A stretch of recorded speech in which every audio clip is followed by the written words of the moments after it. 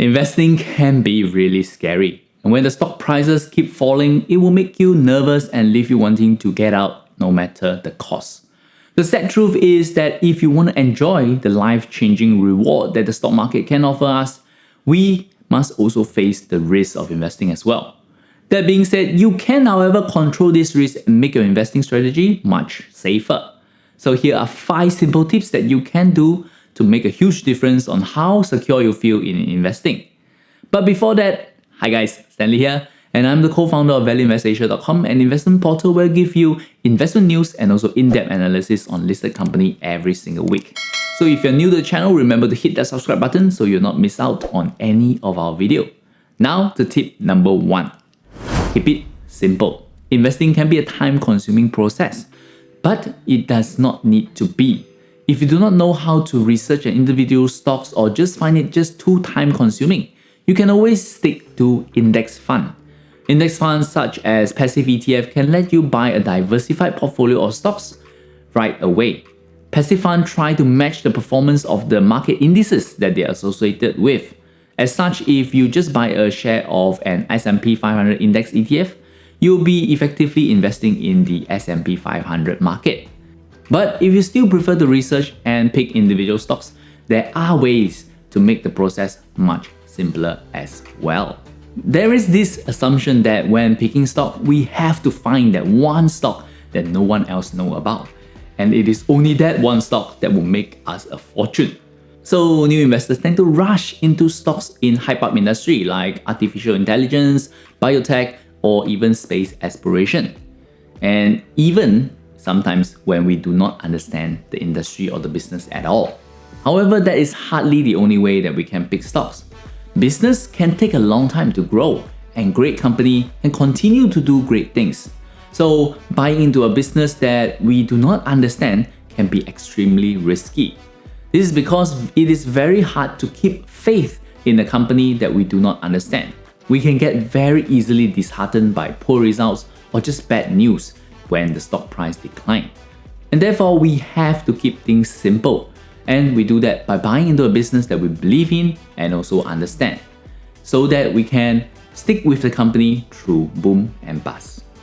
Tip number 2, think long term. To build long-term wealth in the stock market, we need to have a long-term time horizon. Whether stock rises or falls over a short period of time has nothing to do with the business fundamental. If you want to invest with the idea of making money out in the next month or even next year, we are mostly just gambling in the stock market. Investing in stock is the same as investing in a real business.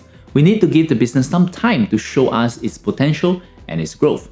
So I tend to buy and hold on to my stock for at least 3 to 5 years before I evaluate my investment again. This will give the company enough time to show their true potential in the market. Moreover, compounding really works its magic the longer that we hold on to a stock.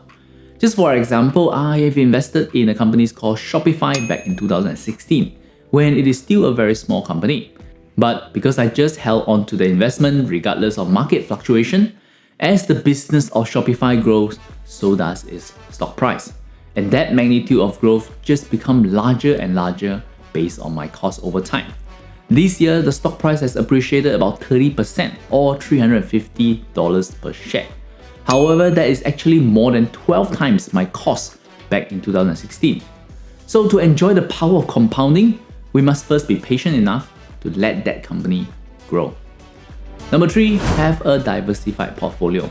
It might be tempting to just buy 1 or 2 stocks in our portfolio, figuring that if they hit it big time, we will maximize our return. However, by not having a diversified portfolio, we are significantly increasing the risk of our portfolio as well. I try to have at least 15 stocks in my portfolio to provide a good balance between maximizing return and also minimizing risk. When you are thinking about how many stocks you want in your portfolio, try to ask yourself if you're okay if one of the stocks inside the portfolio drop to 0 at the current point. If the answer is no, maybe you might want to diversify even more. Number 4, have a cash cushion. Setting aside cash will give us 2 things as investor. First, it gives us a source of capital for our daily expenses without having to sell our stocks at a potentially bad time. Secondly, if a big investment opportunity arises, having cash around also let us buy the stock at the perfect moment. The size of our cash cushion really depends on our own needs. Try to only invest with excess cash that you might have and you're not using for your daily expenses. You might want to leave around 3 to 6 months worth of expenses as financial emergency. Or you might even want some cash to cover several years of spending if you're a retiree. The key here is to have enough cash buffer so that we do not panic when our portfolio faces a market downturn. Number 5, invest in thirds. In general, the sooner we invest, the longer our money has time to grow. However, it is natural fear that we have of worrying that the stock might fall right after we invest in it. So if you're concerned about that, one solution is to take our expected allocation in a stock and divide that into thirds. Investing 1/3 right now and then investing the rest in a regular interval. In this way, we average out our costs and reducing our risk. So there you have it, 5 simple ways to invest more safely. But if you're still nervous about investing, don't worry, you're not alone. Investing is a skill that can really be learned by anyone, and I hope these 5 tips will help you get started safely in the stock market.